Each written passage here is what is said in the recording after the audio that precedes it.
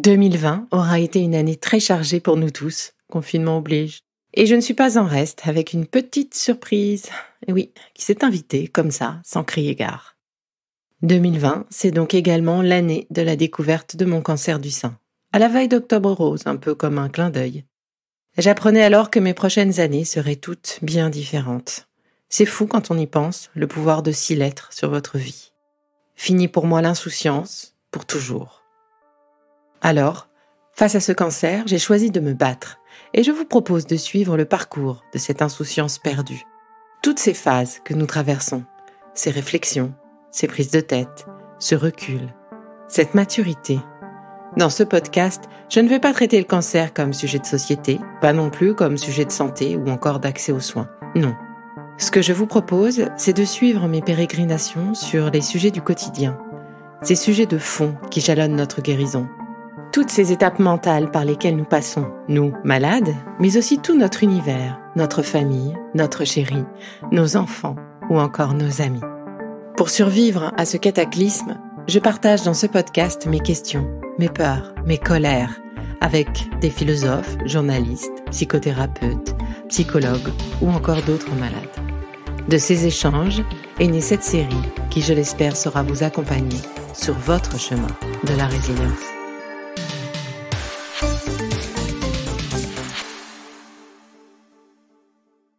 Nous sommes le 3 septembre 2020. Je décroche mon téléphone pour connaître les résultats de cette biopsie, réalisée 10 jours plus tôt.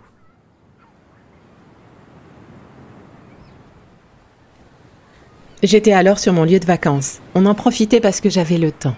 Moi qui ne me plains jamais, cette douleur au sein droit confiée à ma mère avait suffi à la motiver à prendre rendez-vous. Une mère reste une mère, même pour sa fille qui a passé les 40 ans. Nous étions alors repartis de cette mammographie, le cœur léger, gimmick en tête. Vous savez, madame, un cancer ne fait pas mal.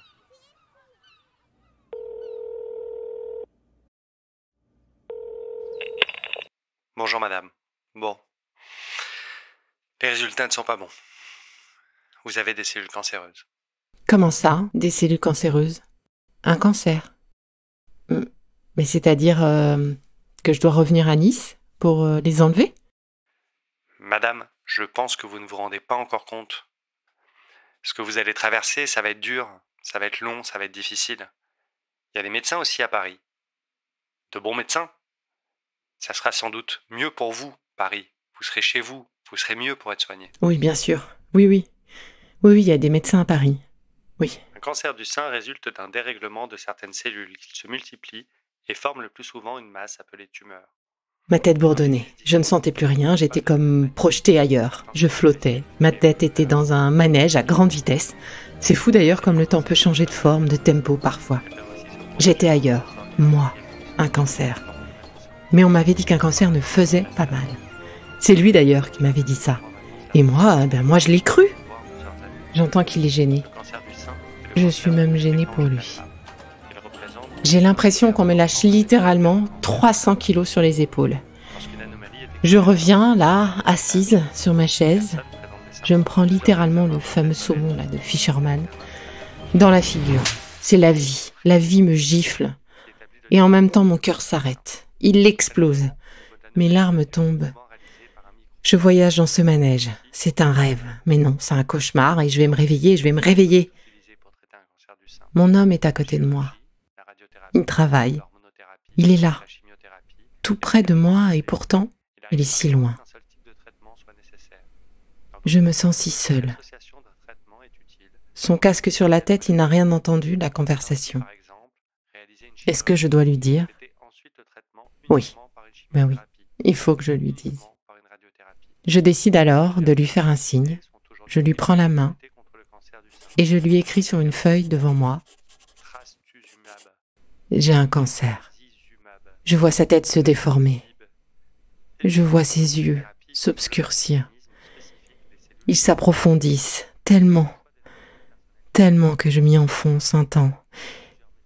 Et je suis ramenée au moment, là, maintenant, par le médecin qui, lui, continue de m'expliquer ce qu'il m'attend. Possible dans votre cas. Il se fonde pour cela sur des recommandations de bonne pratique. Dans tous les cas, la prise en charge thérapeutique est définie en accord avec vous sur la base de l'avis rendu en réunion de concertation pluridisciplinaire. Grade 1, intermédiaire, sensible aux oestrogènes, chirurgie, chimiothérapie, à la lueur des résultats complémentaires, puis radiothérapie, puis hormonothérapie peut-être pendant 5 ans. Il me demande si je souhaite qu'il me mette en lien avec une bonne équipe sur Paris. Ah bah oui, les médecins parisiens, bah oui. Oui, bien sûr, oui, merci. Je raccroche. Mon homme me prend dans ses bras et nous pleurons ensemble. Les yeux hagards, nous pleurons. Sous le choc, et à peine capable de parler, j'appelle ma mère pour lui annoncer. Elle pleure. On pleure. Elle me dit qu'il est pris tôt. Elle me dit que l'on va s'en sortir. Elle me dit qu'elle m'aime. Elle me dit qu'on a eu beaucoup de chance de le trouver maintenant. Et nous raccrochons. Dans les bras de mon homme, nous sommes comme 2 âmes perdues. Quelques jours plus tard, qui me semble une éternité, j'ai mon rendez-vous au centre Curie de Saint-Cloud. Je rencontre un chirurgien qui m'annonce que, ma tumeur est grosse, qu'elle va m'opérer le 22 septembre prochain, que cette tumeur est mal placée et qu'elle va essayer de garder mon sein, mais elle n'est pas certaine d'y arriver. Elle commence à me préparer aussi. Les résultats de la biopsie ne sont pas très cohérents avec la taille de la tumeur. Elle a hâte de l'enlever et de l'analyser.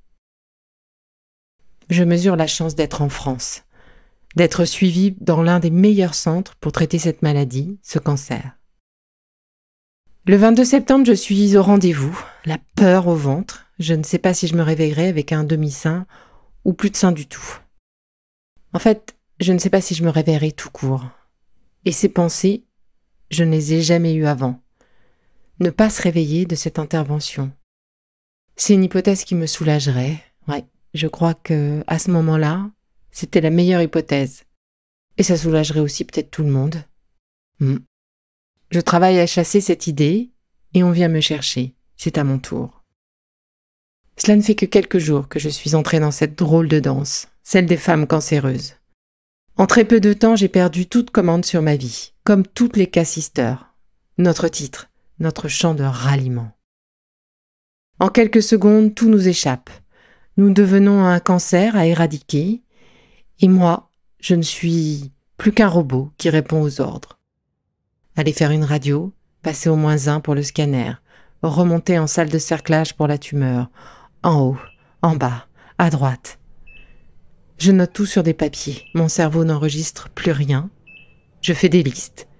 On dirait qu'il est resté dans ce manège à grande vitesse. Il n'est plus vraiment avec moi et me joue de sacrés tours.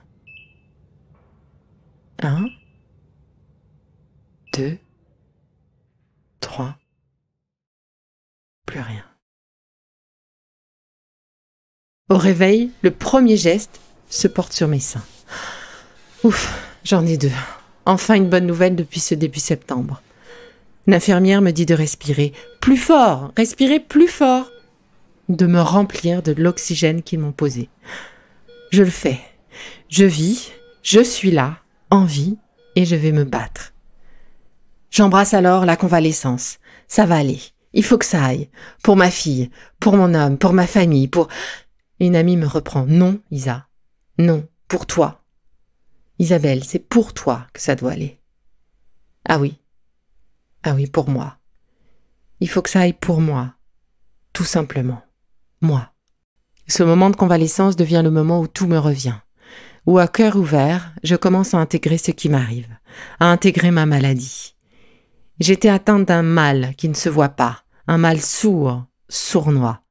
La tumeur est retirée aujourd'hui, je n'ai plus ce mal en moi, mais je vais commencer ce long chemin pour vaincre les moindres petites cellules de cette maladie insidieuse, pour m'en débarrasser.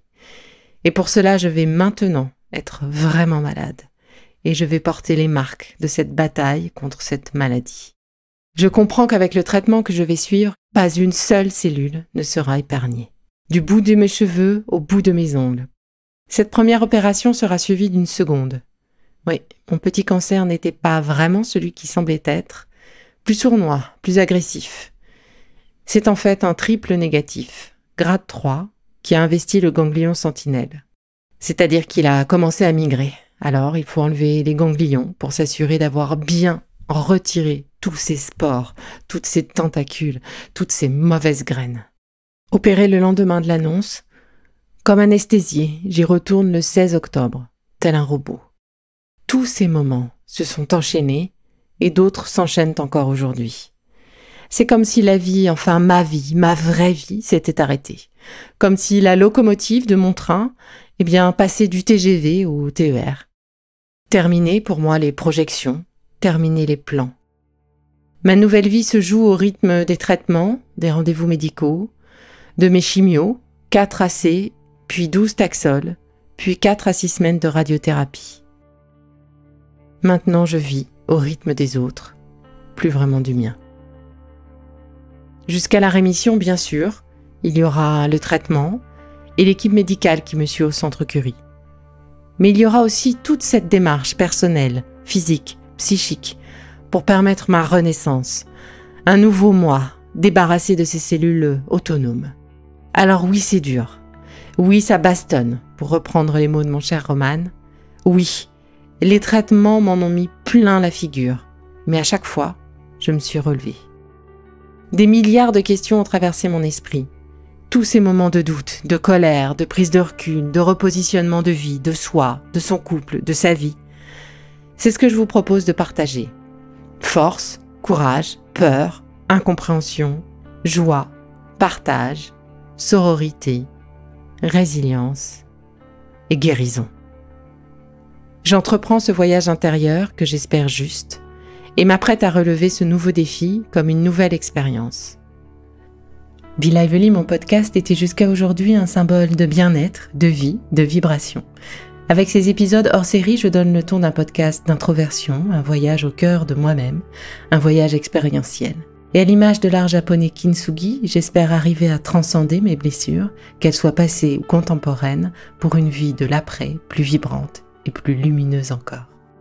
Je vous donne désormais rendez-vous toutes les fins de mois pour un nouvel épisode du voyage au cœur de mon sacro-saint cancer. Et si vous souhaitez participer ou échanger avec moi, retrouvez mes aventures sur mon compte Instagram dédié @sacro-saint cancer. Je vous embrasse.